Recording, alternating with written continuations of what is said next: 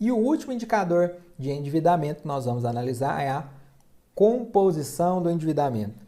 Esse indicador ele demonstra qual é o perfil da dívida. De todas as dívidas que eu tenho, quanto delas corresponde a dívidas de curto prazo.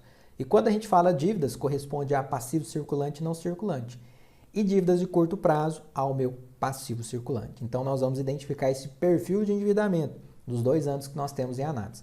Para isso, nós já vamos acrescentar aqui uma outra linha de endividamento, a abreviação de composição do endividamento, C, e vamos fazer o cálculo. Aqui eu vou colocar igual, vou lá na aba de balanço patrimonial e não preciso aqui, a princípio, abrir o parêntese. Vou selecionar o passivo circulante, representado pela célula C21, e vou dividir.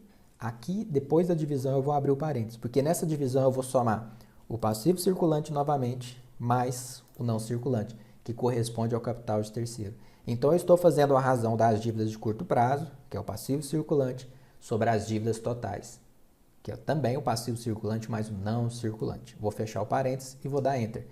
Certifico que ele dá 0,52. Faço a mesma coisa em 2020. Igual, vou na guia de balanço patrimonial, seleciono o passivo circulante de 2020, barra, que é a divisão, e entre parênteses, passivo circulante mais o não circulante. Fecho o parênteses e dou Enter. Certifico também a resposta do ano de 2020. Já tenho essa resposta aqui de 2020. Eu vejo que de 0,52 para 0,55 houve um aumento. Eu vou pegar a informação de análise que nós fizemos do grau de endividamento e vou arrastar aqui para ele fazer a adaptação. Eu vejo que aumentou. Sempre que os indicadores de endividamento estiverem aumentando de um ano para o outro e de maneira geral, isso demonstra uma piora, que existe essa dependência com o capital de terceiro. E nesse caso aqui, na composição de endividamento, eu vejo que das dívidas totais que eu tenho, a maior parte está no âmbito do curto prazo, que eu consigo certificar isso na leitura. Que em 2019, para cada R$1 de dívidas que eu tenho, que são de curto e longo prazo, existem 52 centavos de dívidas de curto prazo. Já em 2020, para cada R$1 de dívidas que eu tenho, que é de curto e longo, existem 0,55 de dívidas de curto prazo. Eu vejo que, de maneira geral, na proporção de dívidas de curto e longo, de certa forma, não existe uma grande diferença. Mas eu vejo que de 2019 para 2020, esse aumento está acontecendo, né? A tendência é que essa empresa ela tenha mais dívidas no âmbito do curto prazo, que resgatando curto prazo na contabilidade corresponde a 1 ano ou 12 meses.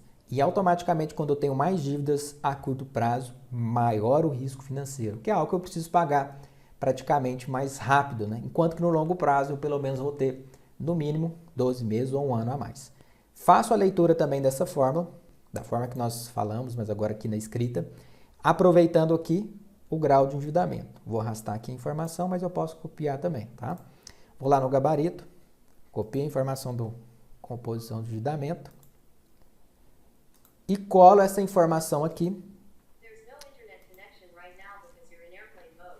Colo essa informação aqui como texto, ou seja, eu já tenho o meu espelho como referência para poder fazer essa leitura de forma automatizada.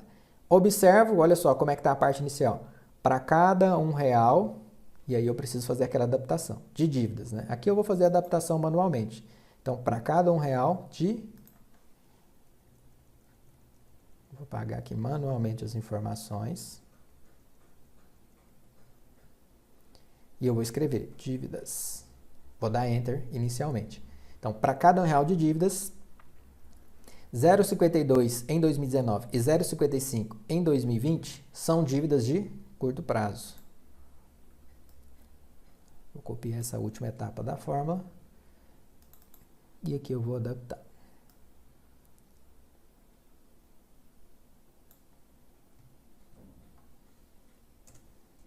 Pronto. E aqui eu posso certificar também que o texto ele corresponde ao nosso modelo que nós temos ali no nosso gabarito, ficando aqui a nossa conclusão sobre a composição do endividamento.